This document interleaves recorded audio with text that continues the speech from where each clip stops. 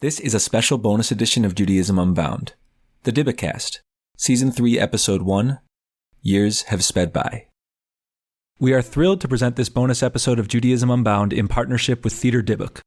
Theater Dybbuk is a Los Angeles-based organization that creates provocative performances and innovative educational encounters exploring Jewish thought to illuminate universal human experience. Their podcast, the Dybbukast, is released once a month. We encourage you to subscribe to their podcast by heading to the Dybbukast. That's Dybbukast in Apple Podcasts or anywhere else you listen to podcasts. Enjoy this episode of the Dybbukast.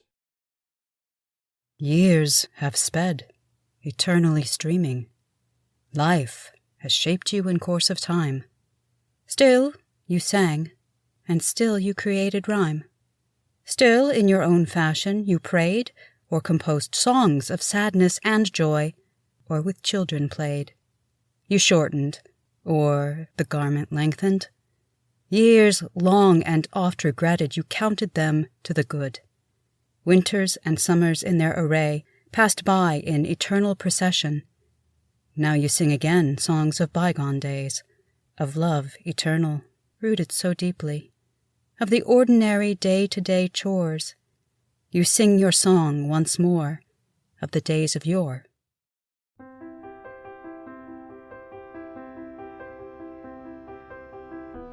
Welcome to Episode 1 of the third season of Theater Dybbuk's The Dybbukast. I'm Aaron Henney, Artistic Director of Theater Dybbuk. In this episode, presented in collaboration with the Goldring-Woldenberg Institute of Southern Jewish Life, we investigate the life and work of the poet Chaya Rochel, who emigrated as a young woman from Poland to Dallas, Texas, where she spent most of her adult life. Her story serves as an entry point for us to explore some of the social, political, and cultural dynamics of Jewish life in the South. At the top, you heard actor Julie Lockhart read a selection from Chaya Rochel's poem, Years Have Sped By. Throughout the episode, Julie will perform a variety of poems from Chaya Rochel's body of work, all of which will be intercut with information about the circumstances of her life, the time in which she lived, and the organization with which she was involved, the Arbeter Ring, which many people now know as the Workers' Circle.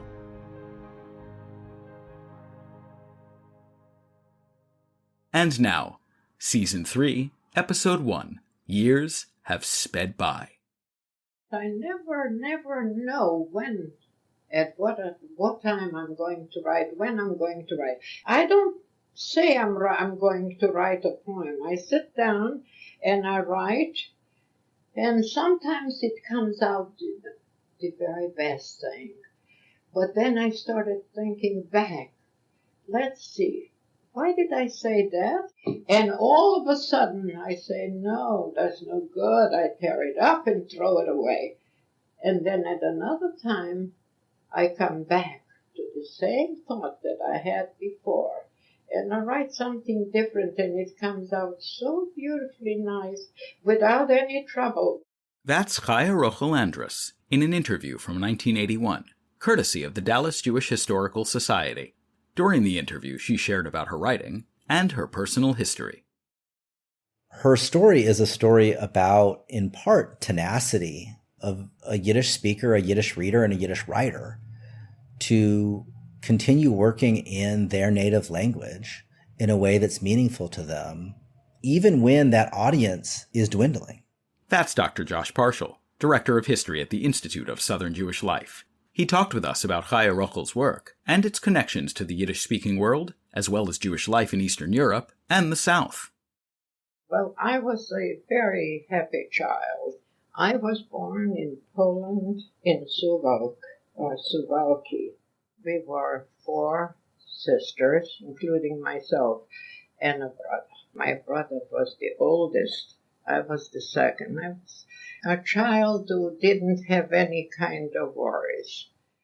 Chaya Rochel Andrus was born in 1899. Her parents' names were Mordecai Meyer and Hannah Klayman. I was born in a middle-class family. My father was a scholar. He was a very pious man. My mother was the breadwinner. I went to school at 6, studied Yiddish for probably 1 year, and right away went into private schools where we learned all kinds of languages. And I did very well in school. During her teenage years, she also discovered Yiddish literature. I loved the poetry of the Bund in those days. I used to love the Shmuye and all those heartbreaking songs of the working class. Really, she was coming of age during a real heyday for secular Yiddish culture, which included theater and which included literature. I was more thinking girl. That's when I started writing, and I wrote only about the poor people. She'd been engaged to a prosperous but unappealing fiancé. I believe this was a friend of her father's, who was significantly older. This man was quite well off, but when I heard that he has to do with pig's hair, he had a factory of pig's hair, I just almost died. My mother had a sister and a brother right here in Dallas, Texas. I wrote letters to my uncle and aunt that if they could possibly bring me to this country, to America, then they would just save me from marrying someone that I don't love. They answered my letter right away. Not only with the letter, but right away I got the whole package with affidavits of support and a ticket from New York. This is a side note, but I have to tell it. When Chaya Rochel and her parents, presumably, went and broke the engagement with this fiancé that she didn't want to be with, he actually warned her parents that if she broke off the engagement and went to Dallas, she would end up marrying a black man there. Very interesting that this idea of, first of all, racial difference in the South and also the threat of miscegenation were circulating in Poland in 1921 or 1920. In 1921, she immigrated to the United States. So when we look at the story of Chaya Rochel Andrus and her immigration, she's arriving in Dallas at the end of a period of mass Jewish migration to the United States. I think a lot of people will be familiar with this. The idea that between 1880 and the early 1920s, you get millions of Jews from Eastern Europe, primarily the Russian Empire, who arrive in the United States. And this is transformational for American Jewish life at the time and for American Jewish history. On the boat, I met a lot of young men and young girls, and we were singing, and we were just having such a marvelous time. I was never sick even a day on the boat. She lives with an aunt and uncle in Dallas. They introduce her to the local Jewish community, the local Yiddish-speaking immigrants.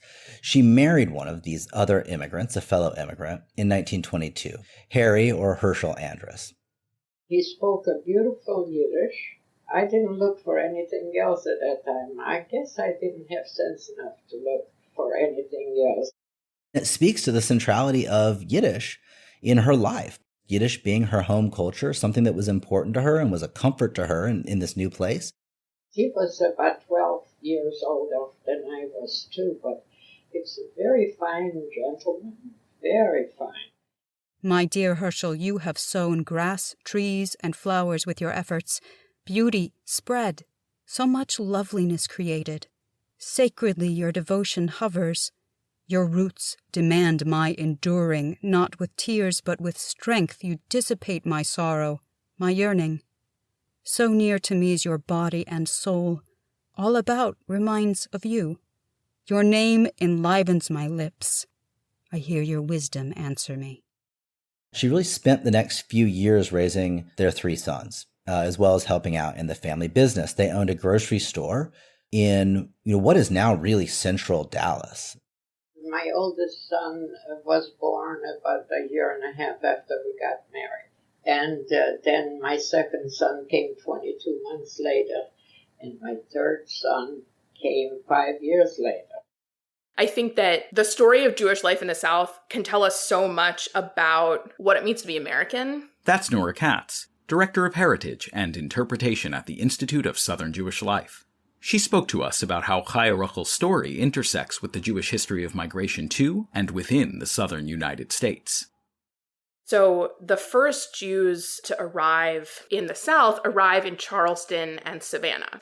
And it's because especially South Carolina, was much more welcoming of non-Christians than, say, the Massachusetts Bay Colony, which is very specifically sort of this Puritan colony. And so there is sort of freedom of religion guaranteed by the colonial government of South Carolina. Of course, it has some caveats, which is the hope that if they're very welcoming to Jews and other, quote, heathens, unquote, that's what they're called in the Constitution, that perhaps they might see fit to convert.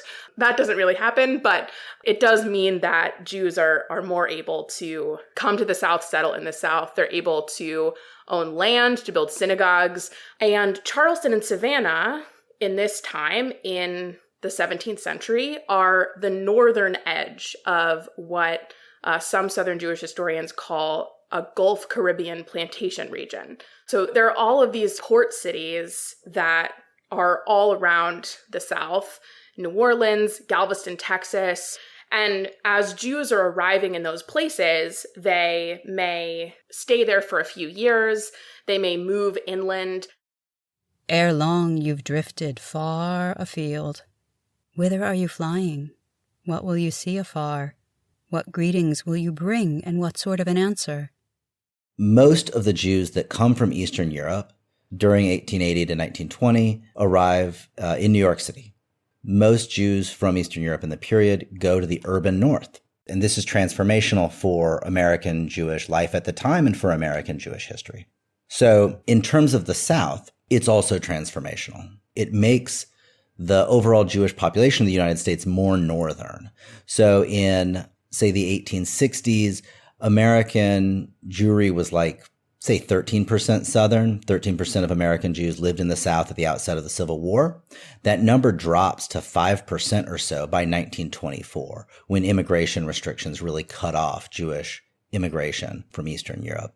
Even though most Jews who arrive in this period go to the urban north, some trickle south, and they do add to an overall increase in the number of Jews living in the South, especially in some of the new urban centers that are really on the rise at this time, whether we're talking about Atlanta or Houston or Dallas or any of the other southern cities. They are bringing in renewed activity in Orthodox congregations. There are new congregations being founded in places like Dallas, even in a number of small cities. You get a second congregation where maybe there had been a Reform synagogue before.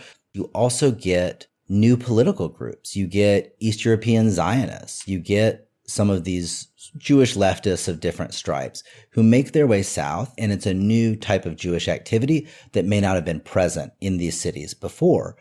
You also get some conflict, right? In some of the larger cities, and as well as the small ones, you get tensions between longstanding families who are fairly well acculturated, who may have a fair amount of social prestige or, relative acceptance, and these newcomers who are, lower on the class ladder, who speak with thicker accents, who might still adhere to seemingly foreign religious practices. And so you see efforts by established Jewish communities to try to show these newcomers the right way to be Jewish Americans. This is certainly the case in New York or elsewhere. This is not unique to the South. But in places like Atlanta, Houston, Dallas, there is some tension. There is also some paternalism. They're coming to a place a few decades after the end of the Civil War, a deeply segregated South, a South where Jim Crow is everywhere. Life is much different if you're a Black person in the South than if you're a white person in the South. And so I think Jews have to learn how to navigate that and how to understand that. Some Jews, like Chaya, are joining the workman's circle. Harry was a central figure at the time of their marriage in the local Arbeter Ring, the workers' circle. The Arbeter Ring took root in the South around 1908. Like in the North, it's a fraternal organization. It offers health benefits, burial benefits, other perks for members, but appeals specifically to Yiddish speakers, Jewish Yiddish speakers, of a left-ish orientation. Not long after her arrival and their marriage were really the peak years of the organization in Dallas. And she got involved in a couple different ways. I think she at some points was doing sort of the work of secretary for the branch or for the women's auxiliary of the branch, which I think actually increased her confidence as a writer. But I think it was actually sort of corresponding for the Arbeter Ring that really increased her sense of herself as someone who can really sort of write in Yiddish, as well as, reading it and everything else. Guckst du auf Sachen leichtsinnig und nimmst du alles auf in Spaß, wird dein Leben nachdig. Gehörst du zu dem langweiligen Gras. She was probably involved with the Women's Auxiliary, and she became involved with its schools. They opened an after-school Yiddish program in 1926. I believe the Dallas branch had at one point about 200 members, which was a pretty good size for one of the southern branches. If you compared it to, say, a Houston or an Atlanta, it was up there. It was significant. What it offers these folks, in addition to the material benefits, which were really important, is a social base, a social world in which they can recreate or reimagine aspects of their home cultures, which are Eastern European, Yiddish-speaking cultures, in this new environment. But at the same time, it gives them some tools for making a home for themselves in these new places. They also connect these Jewish people to this wider Jewish world. I mentioned that Chaya Rochel came of age as secular Yiddish culture worldwide was continuing to come into its own. It had been there for a while, but it's continuing to blossom. New forms of literature, all sorts of different kinds of Yiddish poetry. I mentioned theater, but there's also journalism and just this whole public sphere taking place in Yiddish transnationally. The Arbeter Ring is the connecting point for a number of Southern Jews to those transnational trends. A number of branches bought their own buildings. They referred to them as lyceums. There would be lending libraries that the branch would keep in that space. You could read literature. You could read works of history, works on American civics. There would be literary events or debates where people would talk about the ideas in these books or in these magazines or journals or newspapers. I read then. I read a lot. I read all of our Yiddish classics, and I was interested only in the cultural life. And it was very much a culture of, sort of self-education. That was a big emphasis of theirs. It was in part about modernizing themselves. It was in part about Americanizing themselves, even if it was in Yiddish. And so as they're becoming accustomed to the new place through the Arbeter Ring, they're also organizing as a group. And in some cases, at least to some degree, trying to exert influence on the places where they've arrived. That might mean campaigning for the Socialist Party, as a number of Arbeter Ring members did in a number of southern cities. That might mean trying to forge connections with similarly minded activists in the city or in the state. That might mean contributing to labor or leftist causes in other places. Something that's really interesting to me about Jewish life in the South is that I think a lot of folks assume the entire South is this distinctive place. Jewish life in the entire South must be so different than Jewish life in another region.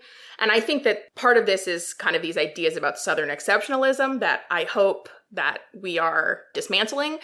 But I think it might be worthwhile to argue that the similarities would be between more rural Jewish communities, so a more rural Southern Jewish community and a more rural community in the Midwest or even in the Northeast. Those places might have a lot of similarities, and a larger city like Dallas, like Atlanta, like Houston might have a lot in common with a slightly larger city elsewhere in the country.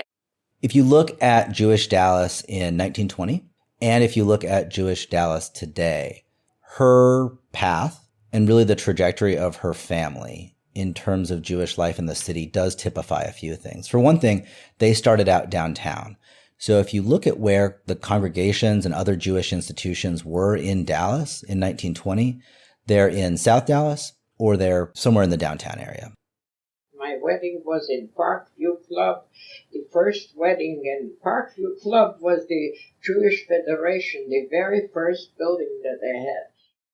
So you can really just sort of trace the family if you look at their residences over the years, because they eventually do well enough in their store that they're able to buy a new house in one of the newer neighborhoods north of downtown, very much sort of in line with what a lot of other Jewish folks in Dallas do.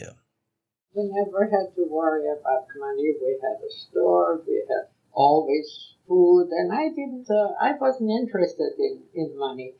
However, money is a very good thing to have. By the time that World War II was over, there was already movement northward, and you see the major congregations starting to shift northward as well. Well, in the meantime, that Holocaust came, and I lost my whole family in the Holocaust. And my family, I think I told you, we were 4 sisters, including me. It was 3 sisters and their husbands and their children, and my brother and his wife and his 2 children. They were all lost. I take note, most especially, of the suffering during the Holocaust.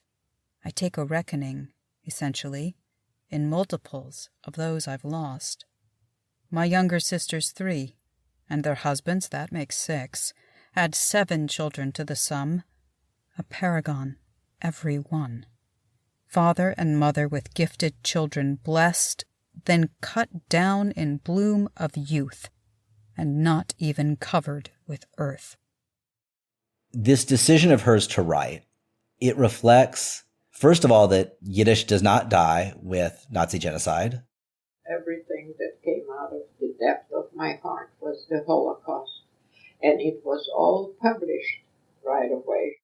It's now well after World War II, and she begins, I suppose, corresponding with some people at some literary journals. She sends her poems to writers she admires and sort of finds her way into publishing.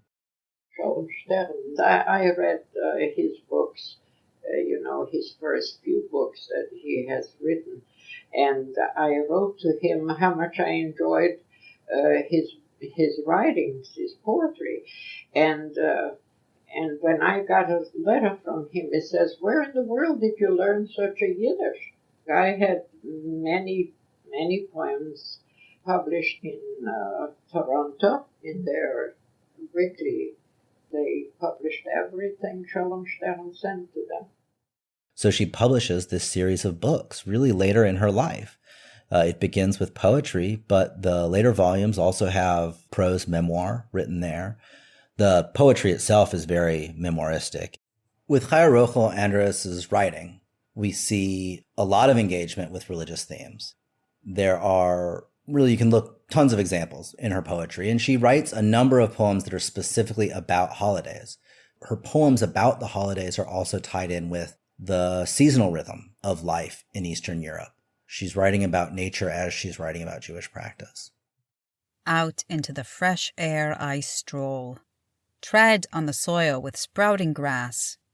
I hear and I feel in the gardens the movement of the fruit trees. I hear the gentle sounds that herald the coming of the spring. Mother Earth, preparing ample food to bring forth the seeds of the pregnant earth to which she hastens to give birth. So I sing with springtime expectancy to you, my yearning Jew. With pride and all human dignity, hold your head up high. The sun will also shine for us, and the flowers bloom. The stars will wink down from above, and the birds will sing their tunes. We will play a part significant, as for a Jew is befitting. We will sow and we will plant. There will be digging and building. We will fly into the furthest reaches of the sky, and all that humanity seeks, we shall reach. The Andrus family did not stay in the grocery business forever. At some point, they switched over and started doing real estate because they had accumulated a number of properties and they started renting those out to other businesses. Again, that sort of typifies this changing class status, really, of these Jewish families. The first generation of Jews might arrive in the United States. They might work as peddlers. They might get a job in a retail store. The next generation is running that retail store. The next generation might, their family might have made enough money in the retail store to send them off to college. And then those people are tending to work in different kinds of jobs than in retail. And what distinguishes the Andrus family from many other families in Dallas, but not all of them, is that they were part of the worker circle. They were part of the Arbeter Ring. And that meant, especially for Chaya Rochel and for Harry, a commitment to Yiddish language and some sort of commitment to radical or progressive politics. So she writes about hosting an event for the 1948 Henry Wallace campaign. Henry Wallace was running for president as the candidate of the Progressive Party. And this was really a, left-wing or progressive third-party candidate who was specifically running an integrated campaign. Henry Wallace was running on a campaign of, desegregation, and Chaya Rochel writes about having African-American attendees at this event. And that would have been somewhat unusual, I think, in Dallas at that time. It would have been somewhat unusual for someone living in a white, affluent Dallas neighborhood to host a political event and also invite African-American supporters of the candidate to their home. So I've written about this particular poem called The New Life, Das neue Leben, where she really seems to be expressing ambivalence about perhaps the ease of American life in her later years. If you look at things frivolously and take everything in fun, your life will become mundane. You'll be among the tedious ones. You scarcely wish to revive your world, and you've spotted a ray of light. Strive for sun and brightness. Block the way to injustice and suffering. Days and years pass by, springs, summers, falls, and winters. You encounter many thorns on the way. If you triumph, you remain chipper, and you don't fall down. If ever your heart should pump with freshly boiling blood, thoughts swim in the depths. Let loose your outcry. It will be good for your health. Don't get bored, and don't be surprised that time passes by too quick. Grasp the song of eternity in the trill of a whistling bird. Time moves to difference. Fit yourself in a frame. You've lived stubbornly long enough. You too will be swept downstream. Nimm's Gesang von Ewigkeit in singendigen Fegelspell. Es geht die Zeit zu Anderskeit, pass sich herein in Ram. Genug gelebt, ach schon ist dick. Euch du, geh mit, in Strom. She does choose to publish things bilingually. So she recognizes that making it bilingual, that employing a translator will improve the likelihood that these will be read and looked at and useful to future generations. But she's not willing to give up on writing in Yiddish as her first language. It's the language that she writes in. And that's significant. And again, reflects its centrality in her life, reflects its centrality in her relationship to her husband as well as her deceased family. That commitment, I think, is important and is a real important factor of what she's writing and why she's doing it. I tell my youngest granddaughter, who is very bright, I tell her that I'm not going to write to you about beautiful skies and beautiful flowers, beautiful birds, and beautiful poetry about nature. I am going to write to you something about children, poor children, who are standing on their threshold with their hands stretched out, begging for a piece of stale bread. To notice those things. Press your little head to me and listen to my modest plea. Not of little birds aloft, nor of pretty blooms or sweet scents they waft, while I sing my song to you now. Listen, my child, so its meaning you'll follow. Yonder, on tiny streets, wet, quagmired, on threshold of each house there stands, with staring, hungry eyes, a child, with small, skeleton hands, unashamed, ragged, begging, with arms outstretched for stale crusts of bread. Children who have not been fated with the fruits of the earth to be sated. So they suffer, hungry and affronted. And we, my child, are plagued by conscience.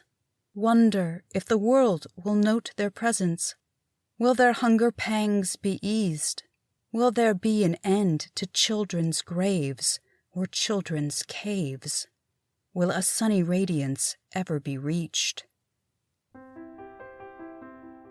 Thank you for listening to this episode of the Dybbukast. Years have sped by. Chaya Rochel's poems were read by actor Julie Lockhart. The readings in Yiddish were performed by Miri Korel, the CEO and founding director of the California Institute for Yiddish Culture and Language. Thank you to Dr. Josh Parshall and Nora Katz for sharing their insights. Thank you to the Dallas Jewish Historical Society for granting permission to use the 1981 interview featuring Chaya Rochel Andrus. Thanks also to Chaya Rochel's family for all their support, and we are especially grateful to her granddaughter, Rachel Andrus. Most of the poems featured in this episode were translated by Yudel Cohen. The New Life was translated by Dr. Josh Parshall, with assistance of the editors at In Geweb, a journal of Yiddish studies, which published it. Our theme music is composed by Michael Skloff and produced by Sam K.S. Story editing on this episode was led by Clay Steakley and Julie Lockhart, with support from me, Aaron Henney. This episode was edited by Mark McLean Wilson. Please visit us at theaterdybbuk.org, where you will find links to a wide variety of materials which expand upon the episode's explorations.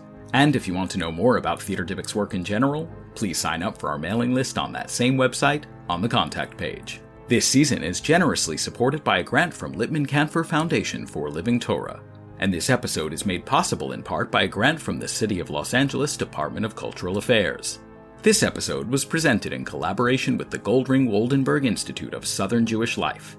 Information about that organization and its programs can be found at isjl.org. The Dybbukast is produced by Theater Dybbuk. Where do the years vanish? Where do swiftly fly the days? Can years merely wander afar, or be retained at a distant shore? Does life stretch like the longest span? Do the years in circles turn? Still, our lives are with years laden. What's once past can no longer return. Now it comes to mind that to stride back is an impossibility. What's gone, toss like feathers to the wind. Utilize your creative powers fully. Do not carry your deeds to the great beyond. In this world, see that humanity its bounty gets. Make of life what is righteous and good. Give it thought, and by all means a precedent set. While our life is heavily overladen, and your years do not in circles turn, life stretches like the longest span. What has once gone will never more return.